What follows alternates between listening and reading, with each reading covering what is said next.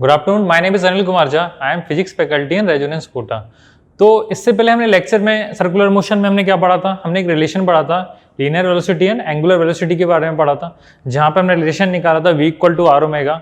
Then उसके बाद फिर हमने एक्सेलेरेशन वाला लिया था, linear acceleration and angular acceleration का रिलेशन निकाला था। तो फिर उसके बाद अब हमारा नेक्स्ट टॉपिक आता है, उसे हम बोलते हैं सेंटीपीटल एक्सेलेरेशन।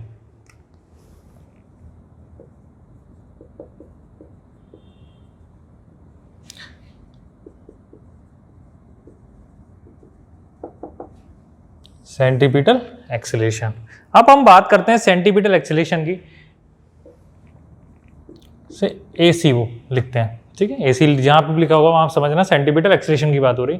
तो अब बात करते हैं सेंटीपीटल एक्सेलेरेशन की। अगर मैं सबसे पहले एक फिगर से ड्रॉ बताऊं, तो अगर मैं एक फिगर ड्रॉ करता हूं कि मेरे पास फिगर है, इसकी कोई सर्किल है, उसकी रेडियस R है, क्लियर है। अब मैं बात कर रहा हूं, यहाँ पे मेरे पास एक पॉइंट है, एक सर्किल जिसका सेंटर O हो गया, क्लियर है। अब कोई पार्टिकल है, मीन्स मैंने क्या लिया, सेंटीपीटल एक्सेलेरेशन की बात कर रहे हैं, होता क्या है। तो मैंने एक सिंपल एक सर्किल ड्रॉ किया, उसकी रेडियस है OA, क्लियर है आपको। इसकी रेडियस हो गई R। अब मैं कह रहा हूं कि जो ऑब्जेक्ट है A स्टार्ट हुआ चलना, देन उसकी डायरेक्शन ये रहेगी, यहां से यहां आएगा, देन यहां से यहां पे आ जाएगा, वापस अपनी A वाली पोजीशन पे आ जाएगा। अभी हमें उसकी पोजीशन से कोई लेना देना नहीं है, हम बात कर रहे हैं सेंटीपीटल एक्सेलेरेशन की, तो हम उस बारे में बात कर रहे हैं। मैंने आपको बताया था कि जो सर्किल होता है वो इनफाइनाइट नंबर ऑफ पॉइंट से मिलकर बनता है। अगर मैं बात करूं कि यहां पे तो इनफाइनाइट नंबर ऑफ पॉइंट्स हैं, क्या है, इनफाइनाइट नंबर ऑफ पॉइंट्स, ऐसे ही मिलके बने होते हैं सर्किल। स्पेशल केस होता है पॉलीगन का। अब मैं बात करूं जैसे यहां पे, तो हमने पढ़ा था कि हर पॉइंट्स क्या होता है, अपनी टेंजेंशियल डायरेक्शन में जाना चाहेगा।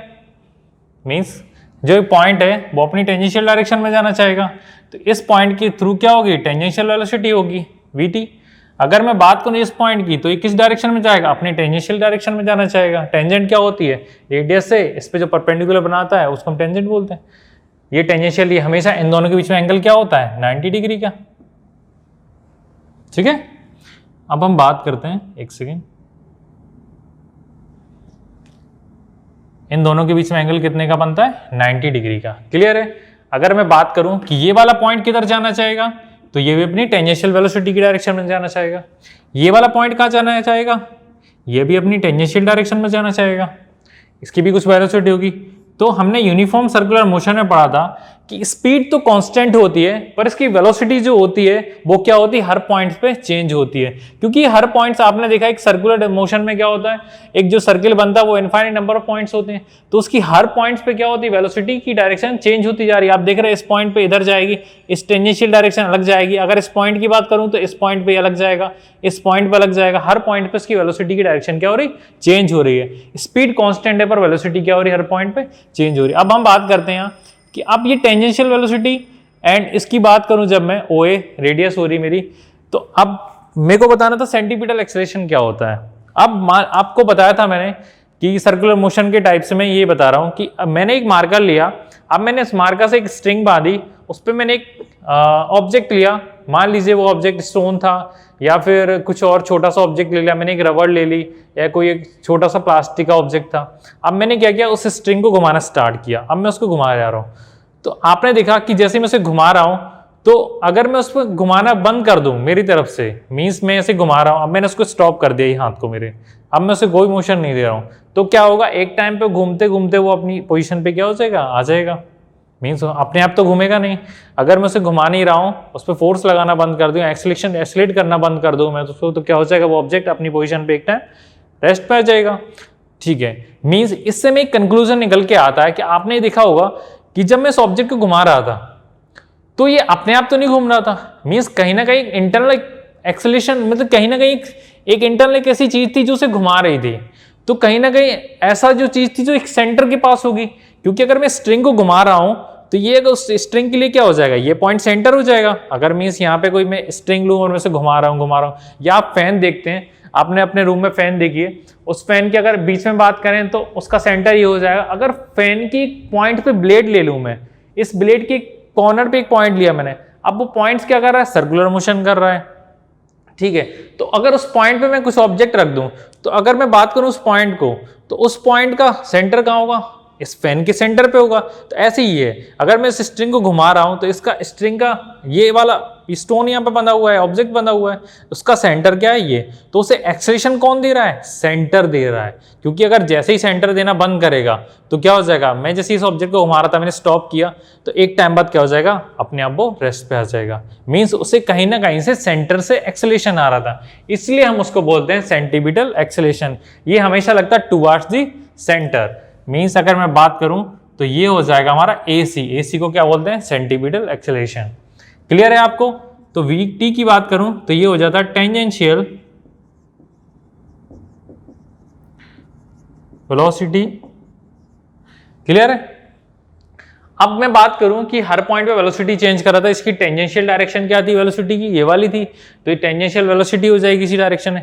अगर मैं बात करूं इसी डायरेक्शन में तो इसको क्या बोलते हैं, AR। तो रेडियल एक्सेलरेशन भी इसी डायरेक्शन में होगा, क्योंकि वेलोसिटी जो टेंजेंशियल वेलोसिटी हो रही, तो टेंजेंशियल एक्सेलरेशन भी क्या हो जाएगा, या ऐसे बात करूं AT, तो आप अगर ऐसे नाम देते हैं टेंजेंशियल एक्सेलरेशन, तो ये भी किसी डायरेक्शन में हो जाएगा, टेंजेंट की डायरेक्शन में होगा। अगर मैं लिख दूं यहाँ AT, तो ये क्या हो जाएगा मेरा टेंजेंशियल एक्सेलरेशन। क्लियर है।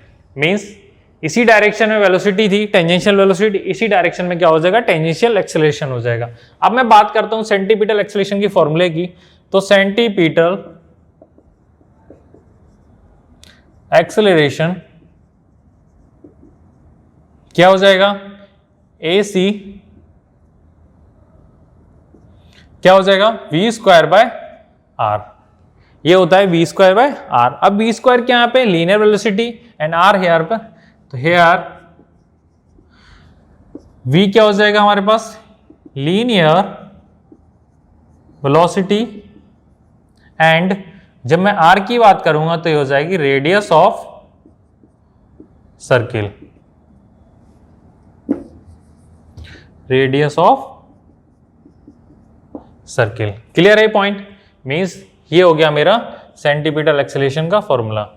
अब हम बात करते हैं कि ये तो मैंने निकाल लिया, तो मैंने आपको यहां पे बताया ये मेरा था सेंटीपिटल एक्सेलरेशन, ये था मेरा टेंजेंशियल एक्सेलरेशन। अब आप देख रहे हैं कि इन दोनों के बीच में कुछ तो रिलेशन हो सकता है। मींस अगर ये टुवर्ड द सेंटर लग रहा है, ये इससे बाहर की तरफ जा रहा है टेंजेंशियल डायरेक्शन में, इसलिए मैं टेंजेंशियल एक्सेलरेशन बोल रहे हैं, तो इन दोनों में कुछ तो रिलेशन निकल के आएगा।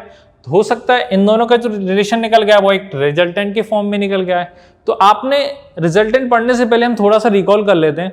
हम वेक्टर लॉ में पढ़ते हैं कि vector law, parallelogram law of vector addition, अगर मैं बात करूं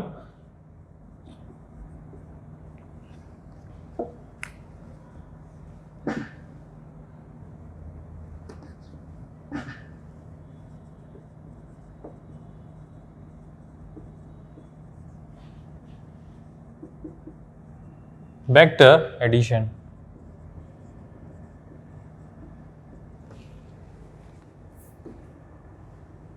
क्लियर है, पैरेललोग्राम ऑफ वेक्टर एडिशन। तो इस लॉ में क्या बताता है कि जो रिजल्टेंट होता है हमारा वो क्या होता है, R1 का स्क्वायर या सॉरी F1 का स्क्वायर प्लस F2 का square plus 2F1 F2 cos theta. ये रिजल्टेंट फॉर्मूला होता है parallelogram law of vector addition, जिसे हम वेक्टर में पढ़ते हैं। ठीक है। अब रिजल्टेंट आता है कहाँ से, तो देखो यहाँ पे ये वाला फॉर्मूला आ जाता है रिजल्टेंट का, पैरेललोग्राम लॉ बनता है। ठीक है। जैसे ये हो गया, अगर मैं एक पैरेललोग्राम ड्रॉ करूं, थोड़ा सा इधर बना देते हैं अपन इसको।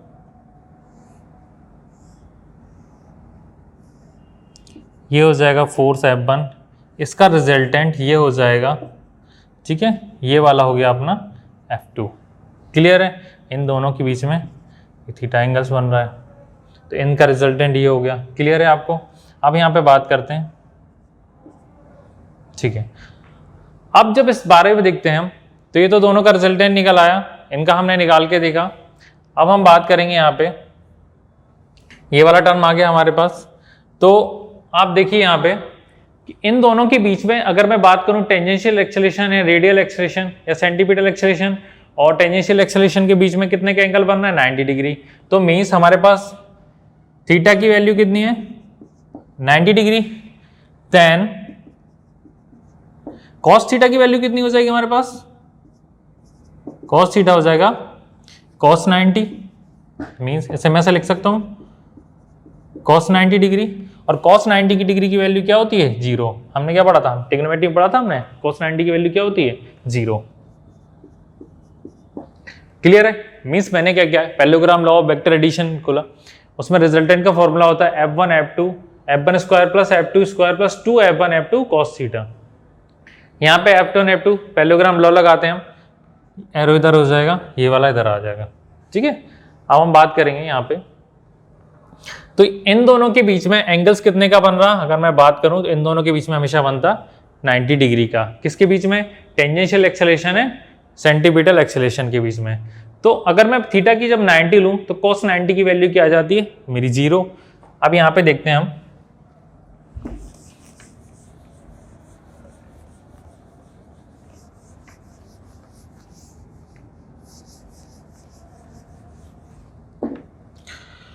क्या है वहां पे, अगर मैं यहां पे लूं vector r under root f1 का स्क्वायर प्लस f2 का square plus 2f1 f2 cos theta की जगह क्या रख दिया मैंने 90 डिग्री, क्योंकि थीटा की वैल्यू कितनी है अपने पास 90 डिग्री। क्लियर है, उन दोनों के बीच में रिलेशन बन रहा था। मीन्स अगर मैं सिंपल फिर से बना दूं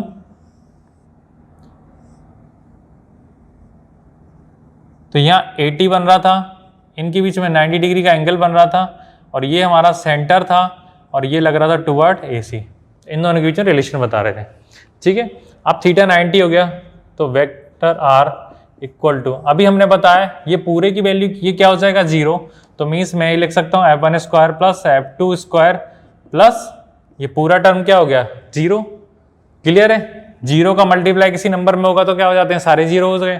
अब ये 0 हो गया, ये वाला टर्म आया मेरा, मीन्स मैं लिख सकता हूँ resultant equal to under root f1 का स्क्वायर प्लस f2 का स्क्वायर। क्लियर है, मीन्स रिजल्टेंट यहाँ कैसे आया ये समझ में आया।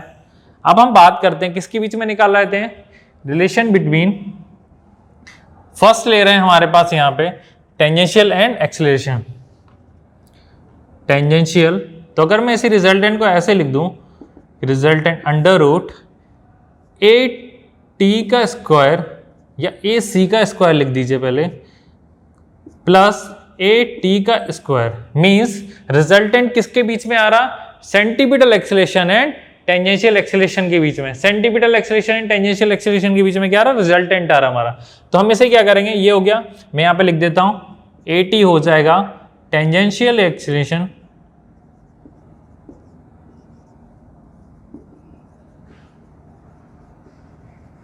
एंड AC की बात करूं जब, तो ये हो जाएगा सेंटीपिटल एक्सेलरेशन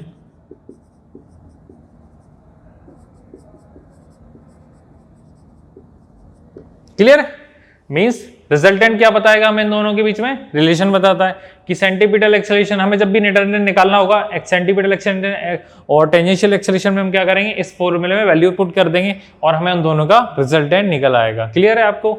आप चलिए नेक्स्ट टॉपिक लेते हैं।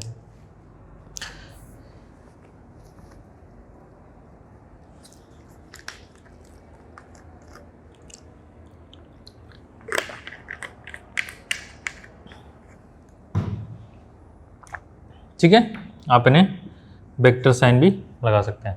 क्लियर है आपको। ठीक है, याद रखना है वेक्टर लगा हुआ है, यहाँ इसका स्क्वायर है। ठीक है, अब नेक्स्ट लेते हैं हम। अब हो जाएगा, अब आपने पढ़ा, थोड़ा सा हम फॉर्मूले यूज करने के हिसाब से लिख लेते हैं। सेंटीपिटल एक्सेलरेशन मीन्स हमने फॉर्मूला पढ़ा था centripetal acceleration AC equal to V square by R, ये अभी हमने पढ़ा था। ठीक है, अब आपने पढ़ा था कि एक रिलेशन था हमारे पास V equal to R omega, ये रिलेशन था हमारे पास। मीन्स इस V की वैल्यू मैं इसमें पुट कर सकता हूं। तो मैं अगर बोलूं पुटिंग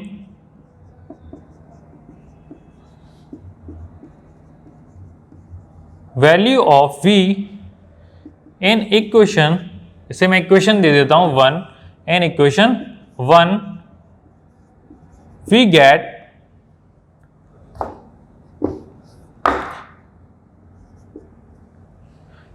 ठीक है, क्या हो गया, मैंने इस v की वैल्यू इस v में रख देते हैं, तो AC मीन्स सेंटीपिटल एक्सेलेरेशन क्या हो जाएगा, r square omega square by r। अब देखो मैंने क्या किया, इस v की वैल्यू ये पुट कर दी। अगर आपको थोड़ा सा और शॉर्ट, r ओमेगा का whole square by r, clear है, जैसे स्क्वायर हटाएंगे तो दोनों पे आ जाएगा, मीन्स r स्क्वायर और ओमेगा स्क्वायर बाय r, इस r से r कैंसिल हो जाएगा, मीन्स सेंटीपिटल एक्सेलेरेशन की वैल्यू क्या निकल आएगी मेरी, r ओमेगा स्क्वायर। तो एक और फॉर्मूला हमारे पास निकल के आया कि r ओमेगा स्क्वायर एक और फॉर्मूला होता है। क्लियर है हमारे पास कि अगर कभी भी हमारे पास सेंटीपिटल एक्सेलेरेशन पूछ रहा है और रेडियस गिवन है और हमें एंगुलर वेलोसिटी गिवन है, तो हम क्या कर सकते हैं, ये वाला फॉर्मूला डायरेक्ट यूज कर सकते हैं। क्लियर है, मींस इनके बीच में रिलेशन निकला है। अब हम कुछ इलस्ट्रेशन लेते हैं जिससे मैं ये क्या हो जाएंगे, जो भी हमने फॉर्मूलेस पढ़े थे पूरे चैप्टर में कि ओमेगा इक्वल टू 2 पाई लेते हैं, एक बार लेते हैं omega equal to 2 pi N लेते हैं। एन क्यों लेते हैं, क्योंकि फ्रीक्वेंसी होता है 1 बाय टाइम पीरियड, तो 1 बाय टी बराबर क्या हो जाएगा, एफ लिया था हमने इससे पहले पढ़ चुके हैं क्लासेस में। और V equal to R omega वाला एक फॉर्मूला है हमारे पास जो हम यहाँ बता रहे हैं। एक सेंटीपिटल एक्सेलेरेशन का भी फॉर्मूला आ गया, एक रिजल्टेंट का भी आ गया कि हमें अगर इन दोनों के बीच रिजल्ट निकालना है तो कैसे निकालेंगे। क्लियर है आपको। अब हम कुछ इलस्ट्रेशन लेते हैं तो आपके थोड़े कॉन्सेप्ट और क्लियर हो जाएंगे कैसे इन चीजों को डील करना है क्वेश्चन को, क्योंकि प्रॉब्लम्स आएंगी तो डील कैसे किया जाता है। ठीक है, स्टेप बाय स्टेप लिए जाते हैं। सबसे पहले आप तो इन सारे फॉर्मूल्स को किसी कॉपी में नोट डाउन करना, वहां पे लिखना, आपके पास सारे चैप्टर में, हर चैप्टर में यही किया करिए कि आपने सारा चैप्टर पढ़ा, आप उन फॉर्मूल्स को सारे लिखो, अरेंज वे में लिखो सारे, किसके बाद क्या आ रहा है। ऐसा नहीं कोई फॉर्मूला आप कहीं पे भी लिख रहे हैं, उससे क्या होगा कि आप कहीं ना कहीं ये चीजें एक प्रॉपर वे में लिख लेंगे तो आपको भी रिकॉल करने में क्या हो जाता है, ईजी हो जाता है। और आपको उससे क्या हो जाएगा कि न्यूमेरिकल समझने में, कॉन्सेप्ट समझना ईजी पड़ता है, क्योंकि आप जैसे इनको पढ़ते हैं समझते हैं तो आप लिख रहे हैं तो आप प्रॉपर लिख सकते हैं। समझ रहे हो, क्यों न्यूमेरिकल आपने सॉल्व किया, गिवन डेटा है, आपको एक सीक्वेंसिंग पता है आपकी, इस फॉर्मूले के बाद ये वाला फॉर्मूला यूज होता है, इस फॉर्मूले के बाद ये वाला फॉर्मूला यूज होता है। तो आप जब न्यूमेरिकल सॉल्व करते हैं ना तो आपकी ये सारी चीजें हेल्प करती हैं वहां पे कि आपकी सीक्वेंसिंग क्या है, आपने कैसे सॉल्व किया था इस चीज को। क्लियर है। अब हम बात करते हैं, इलस्ट्रेशन लेते हैं हम।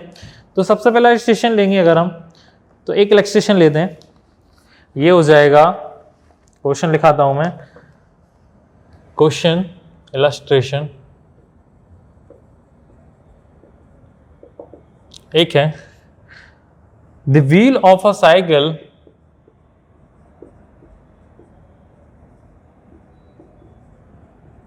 wheel of a cycle of radius 25 centimeter of radius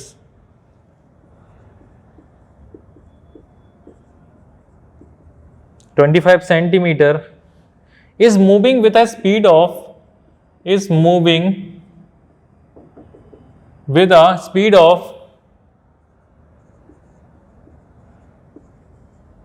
the speed of 20 meter per second. Calculate the angular velocity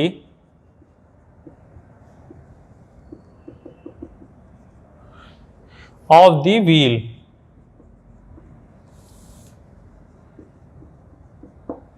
clear है, मीन्स अब हम यहां पे सॉल्व करते हैं इस न्यूमेरिकल को।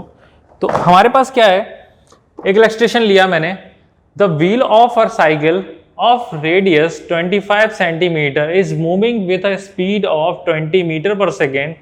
Calculate the angular velocity of the wheel. Means ये बोल रहे हैं एक व्हील है साइकिल का जिसकी रेडियस कितनी है 25 सेंटीमीटर। अब वो क्या कर रहा है, रोटेट कर रहा है। ठीक है, स्पीड क्या है उसकी 20 मीटर पर सेकेंड की स्पीड से वो क्या कर रहा है, रोटेट कर रहा है, सर्कुलर मोशन कर रहा है। अब यहाँ पे बात करेंगे calculate the angular velocity of wheel, means हमें कैलकुलेट करना है एंगुलर वेलोसिटी ऑफ व्हील। तो सबसे पहले हम लिखेंगे हमारे पास गिवन डेटा क्या है, सॉल्यूशन क्या हो जाएगा, सबसे पहले लिखते हैं हम गिवन क्या क्या हमारे पास। गिवन डेटा में क्या आ जाएगा, रेडियस ऑफ व्हील, तो रेडियस ऑफ व्हील क्या हो जाएगा मेरे पास 25 सेंटीमीटर। इसे मैं मीटर में चेंज कर सकता हूँ, ठीक है। तो मैं मीटर में चेंज करने के लिए करूँगा 25 डिवाइड बाय 100, तो ये आ जाएगा मेरा मीटर में। क्लियर है। अब मैं बात करूँगा, अब इसको पॉइंट में नहीं, सिंपल मैं ऐसे रख देता हूँ, ठीक है, जिससे कैलकुलेशन आपको टफ ना लगे। अब स्पीड की बात करता हूँ, तो स्पीड मीन्स वेलोस, तो स्पीड कितनी की मैंने हमको, तो इसी स्पीड को क्या बोलते हैं, लीनियर वेलोसिटी बोलते हैं हम। तो स्पीड हमारे पास है 20 मीटर पर सेकेंड, मीन्स ये हमें चेंज नहीं करनी है। अब हम आगे चलते हैं।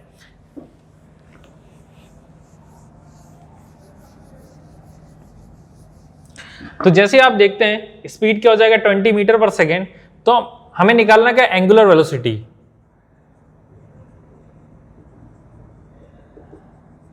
एंगुलर वेलोसिटी हमें फाइंड करनी है। एंगुलर वेलोसिटी क्या होती है, ओमेगा बोलते हैं हम। अब एंगुलर वेलोसिटी क्या है हमारे पास, तो आपने पढ़ा था फॉर्मूले, हमने पढ़े थे, अलग अलग फॉर्मूले पढ़े थे। Omega equal to 2 pi by T पढ़ा था हमने एंगुलर वेलोसिटी का। एक पढ़ा था हमने ओमेगा की वैल्यू जो होती है 2 पाई एन। यहाँ टी क्या है, time period. Time period means कि उस ऑब्जेक्ट को अगर कोई सर्कुलर पाथ में दे रहा है तो उसे कंप्लीट रोटेशन करने में कितना टाइम लगा, एक कंप्लीट रोटेशन मतलब एक कंप्लीट रिवॉल्यूशन करने में कितना टाइम लगा। मीन्स अगर कोई ऑब्जेक्ट है तो इस पॉइंट ए से स्टार्ट हुआ और वापस ए पे आने में उसे कितना टाइम लगा, एक कंप्लीट। तो यहाँ पे बात करेंगे हम 2 पाई एन, जब फ्रिक्वेंसी होगी तो एन क्या होता है 1 बाय टी। तो एन यहाँ पे क्या है, इसको बोलते हैं फ्रीक्वेंसी।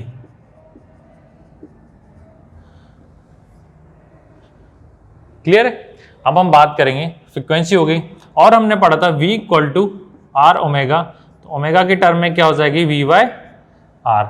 ये हमारे पास कुछ फॉर्मूले थे, मीन्स एक ये था, एक मेरे पास ये था, एक ये था, उसी को रीअरेंज करके मैंने ये लिख दिया, ठीक है। अब हम देखते हैं हमारे पास गिवन डेटा कैसे है। देखो प्रॉब्लम ऐसी एनालाइज की जाती है।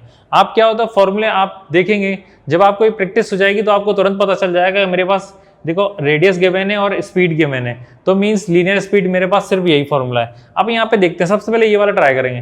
टाइम पीरियड गिवन है क्या, नहीं, तो टाइम पीरियड तो हमारे पास कहीं गिवन ही नहीं है। मीन्स जब आप टाइम पीरियड नहीं लगा सकते तो हम फ्रीक्वेंसी भी नहीं लगा पाएंगे। अगर फ्रीक्वेंसी स्पेशली गिवन होती है हमको तो हम क्या करते हैं, फ्रीक्वेंसी वाला फॉर्मूला डायरेक्ट यूज कर लेते हैं, पर हमारे पास फ्रीक्वेंसी ही नहीं है या टाइम पीरियड होता तब भी हम कुछ कर सकते थे।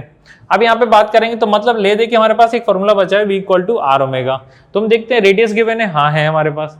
फिर हमने देखा स्पीड भी गिवन है, तो वेलोसिटी लीनियर वेलोसिटी भी गिवन है हमारे पास, लीनियर वेलोसिटी नॉट वेलोसिटी, तो लीनियर वेलोसिटी हमें गिवन है। अब हम बात करेंगे ओमेगा की, तो ओमेगा v हमारे पास कितना है 20 मीटर पर सेकेंड, 20 मीटर पर सेकेंड। रेडियस कितनी है, हमने इसको मीटर में चेंज किया था 25 बाय 100, तो 25 बाय आ जाएगा ये 100, ठीक है। ये 100 ऊपर चला जाएगा तो ये हो जाएगा 20 इंटू 100 डिवाइड बाय 25 से अगर मैं 100 को कैंसिल करूं तो 25 4 जा 100, 4 2 जा 8 मीन्स 80 रेडियन पर सेकेंड। ये मेरी निकल आई एंगुलर वेलोसिटी। समझ में आया मैंने क्या किया, रिलेशन निकाला v equal to R omega से ओमेगा की वैल्यू v बाय आर हुई, तो v की वैल्यू थी लीनियर वेलोसिटी, ये मेरे पास v की वैल्यू गिवन है, स्पीड 20 मीटर पर सेकेंड, और मैंने रेडियस को चेंज कर लिया था मीटर में, तो ये हो जाएगा 25 मीटर बाय 25 बाय 100, ये मीटर में आ गया हमारा। इसको हमने यहाँ पे पुट किया, ये 100 नीचे था तो ऊपर चला गया, 25 4 जा 100 होते हैं, ये कैंसिल आउट किया तो 4 2 जा 8 इंटू 0, तो 80 रेडियन पर सेकेंड। क्लियर है। क्या हो जाएगा 20 इंटू 4, तो 24 जा 80 रेडियन पर सेकेंड। ये अगर हमारी एंगुलर वेलोसिटी। अब एक और इलस्ट्रेशन लेते हैं हम, एक एक टाइप के अपन सारे कर लेते हैं, जिससे क्या होगा आपके कॉन्सेप्ट भी क्लियर हो जाएंगे। एक और लेते हैं, an artificial satellite takes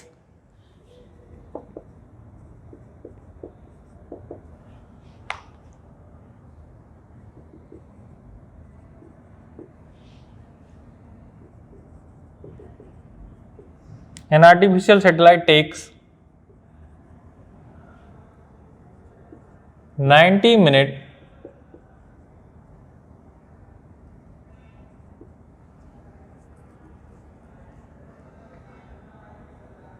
19 minutes, क्या लिख रहा हूँ, सॉरी, 19 मिनट्स, ठीक है, to complete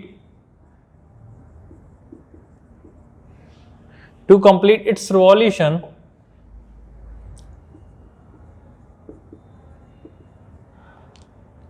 around the earth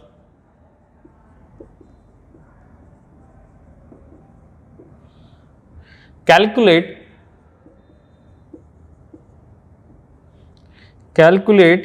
the angular velocity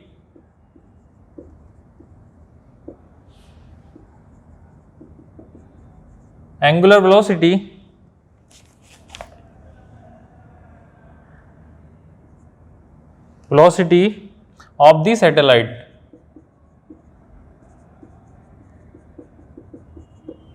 ठीक है, अब ऐसे करते हैं, देखो यहां पे ये लिखा हुआ एक आर्टिफिशियल सैटेलाइट है, an artificial satellite takes 90 minutes to complete its revolution around the earth, calculate the angular velocity of the satellite. Means ये बोल रहे हैं एक आर्टिफिशियल सैटेलाइट है जो अर्थ के अराउंड क्या कर रही है, रिवॉल्यूशन कर रही है, तो उस रिवॉल्यूशन आर्टिफिशियल सैटेलाइट को पूरा एक रिवॉल्यूशन करने में कितना टाइम लग रहा है, 90 मिनट्स लेती है वो।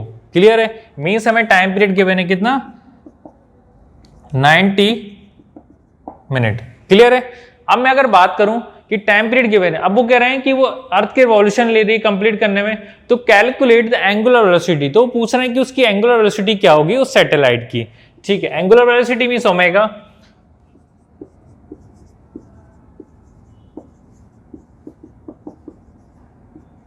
एंगुलर वेलोसिटी क्या हो जाएगा, ओमेगा। तो हमने फॉर्मूला पढ़ रखा है 2 पाई बाय टी, जब हमें टाइम पीरियड का रिलेशन हो, नहीं तो हम क्या करते, v equal to R omega वाला यूज करते हैं हम। ठीक है, तो वहां से निकालते अगर हमारे पास रेडियस थी, तो एक मैंने थोड़ा सा दूसरा वाला फॉर्मूला है जिसमें अपना फॉर्मूला कौन सा यूज हो रहा, ये वाला, omega equal to 2 pi by T.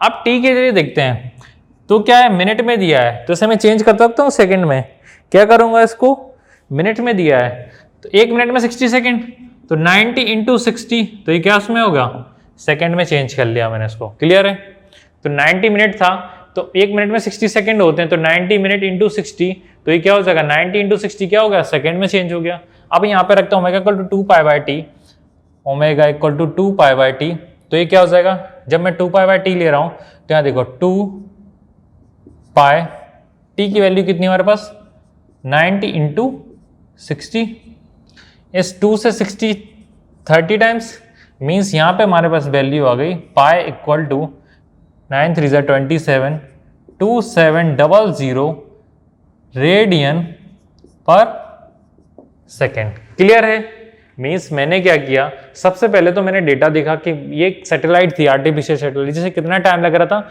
उसे लग रहा था 90 मिनट्स, एक अर्थ का एक कंप्लीट रिवॉल्यूशन लेने में कितना लग रहा था, 90 मिनट। एक आर्टिफिशियल सैटेलाइट घूम रही थी अर्थ के राउंड, उसे कितना लग रहा था, 90 मिनट्स लग रहा था। उस 90 मिनट को मैंने क्या किया, टाइम पीरियड था वही, उस मिनट को मैंने चेंज करके लिख लिया सेकंड में, तो 90 इंटू 60 क्या हो गया, हमारा सेकंड्स में आ गया टाइम पीरियड जो से लग रहा था।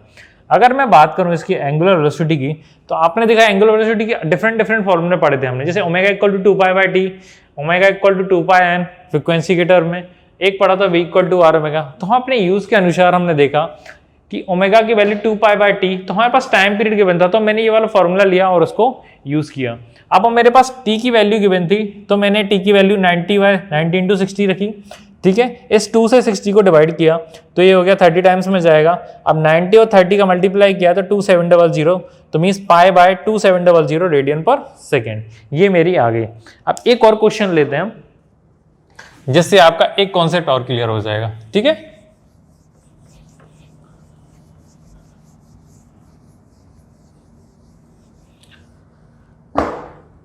चलिए एक इलस्ट्रेशन और लेते हैं हम।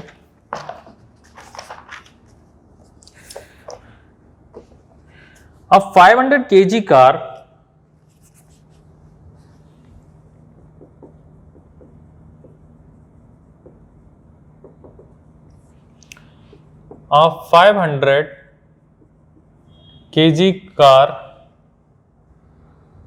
takes around ton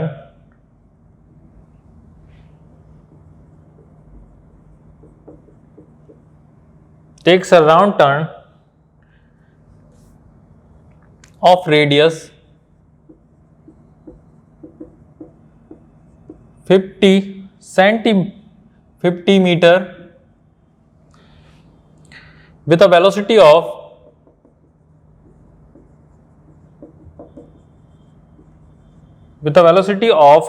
36 kilometer per hour.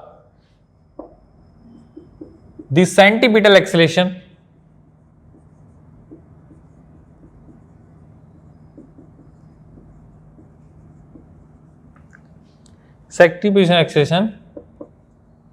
is, ठीक है। अब हम बात करते हैं, यहां पे देखते हैं, एक इलस्ट्रेशन लिया मैंने। अब 500 kg कार, एक कार इसका 500 kg वेट है, takes a round turn of radius 50 metre, एक राउंड टर्न ले दे जिसकी रेडियस क्या है 50 मीटर है, with a velocity of 36 kilometre per hour, जिसकी वेलोसिटी हमारे पास गिवन है 36 किलोमीटर पर आवर। तो हम ये पूछ रहे हैं कि सेंटीपिटल एक्सेलरेशन क्या होगा। Then the centripetal acceleration is means, एक कोई कार थी जिसका वेट था 500 kg, अब वो क्या कर रही थी, एक शार्प टर्न ले रही थी, तो टर्न लेते समय कुछ तो उसकी रेडियस बनी होगी, तो वो रेडियस कितनी हमारे पास 50 सेंटीमीटर। अब कार चल रही थी तो उसकी वेलोसिटी भी होगी, तो ये पूछ रहे हैं कि उसकी वेलोसिटी भी है, तो उसकी वेलोसिटी कुछ कितनी है 36 किलोमीटर पर आवर में उसकी कुछ वेलोसिटी दी हुई है। तो ये पूछ रहे हैं कि उस पे सेंटीपिटल एक्सेलरेशन कितना लगा रहा था, मींस उस गाड़ी का सेंटीपिटल एक्सेलरेशन कितना था। तो हम यहाँ पे बात करते हैं, सबसे पहले हमारे गिवन डेटा क्या है, तो गिवन क्या क्या हो जाएगा मेरे पास, रेडियस, तो रेडियस को मैं आर से लिख देता हूं 50 मीटर, ये गिवन है। नेक्स्ट हमारे पास वेलोसिटी गिवन है, तो 36 किलोमीटर पर आवर। अब 36 किलोमीटर पर आवर गिवन है, तो रखते तो हम सारी यूनिट सेम ही है, तो इस किलोमीटर पर आवर को हमें मीटर पर सेकंड में चेंज करना पड़ेगा। तो हमने आपको शायद पढ़ाया था, मैंने आपको मोशन में, और आपने पढ़ा होगा कि किलोमीटर पर आवर को चेंज करने के लिए हम क्या कर सकते हैं, तो या तो एक सिंपल भी है कि 36 इंटू 1000 डिवाइड बाय 3600, मीन्स ये कैसे आया, तो किलोमीटर में कितने मीटर होते हैं 1000 एंड आवर में कितने सेकंड होते हैं, तो ये हो जाएगा आपका 3600। तो ये वैल्यू किस में आ जाएगी, मीटर पर सेकंड में। क्लियर है, तो ये सारा टर्म किस में आ जाएगा हमारा, मीटर पर सेकंड। कैसे किया मैंने, किलोमीटर 1000 मीटर होते हैं एंड एक आवर में 3600 सेकंड होते हैं। क्लियर है, जब मैं से सॉल्व आउट करूंगा तो देखो 2 जीरो तो ये चले गए। अगर मैं बात करूं 2 5 10 एंड 18 टाइम्स 36, तो यह मैं डायरेक्ट लिख सकता हूं v इक्वल टू 36 इंटू 5/18। अब इस 18 से 36 भी जा सकता है, ठीक है, तो 2, तो मीन्स वेलोसिटी कितनी निकल आएगी मेरे पास 10 मीटर पर सेकेंड। क्लियर है आपको ये पॉइंट्स।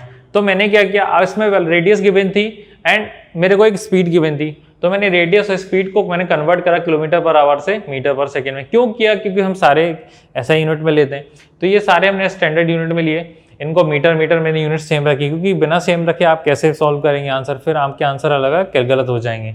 ठीक है, तो पहले सबसे पहले उसको एक रीडिंग में यूनिट कन्वर्ट में करना है, एक ही यूनिट में सबको कन्वर्ट करना, देन हम फॉर्मूले में यूज करेंगे। अब यहाँ पे देखते हैं हमें निकालना क्या था, सेंटीपिटल एक्सेलरेशन।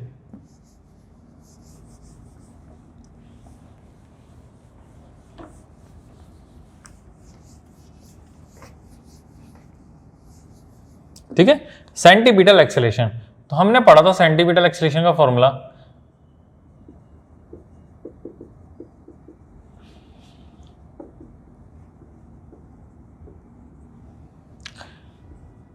क्या होता है v²/r, ये फॉर्मूला था हमारे पास। अगर मैं इस फॉर्मूले की बात करूं तो v² की वैल्यू तो कितनी मेरे पास 10 मीटर पर सेकेंड, तो ये हो जाएगा मेरे पास AC, v की वैल्यू क्या है 10 मीटर पर सेकेंड, तो 10 का square divide by r, radius कितनी की बने मेरे को 50 मीटर, तो ये हो जाएगा मेरा 50 मीटर। मीन्स मैं इसे 100 लिख सकता हूं, या दूसरे टर्म में क्या लिख सकता हूं, 10 का स्क्वायर है ना, तो 10 × 10 बाय 50, इस 0 से 0 कैंसिल, और 5 × 2 = 10। मीन्स अगर मैं सेंटीपिटल एक्सेलरेशन की बात करूं तो ये कितना आ गया मेरा, मीटर पर सॉरी क्या हो जाएगा 2 मीटर पर सेकेंड स्क्वायर। क्लियर है आपको? क्या आ जाएगा 2 मीटर पर सेकेंड स्क्वायर।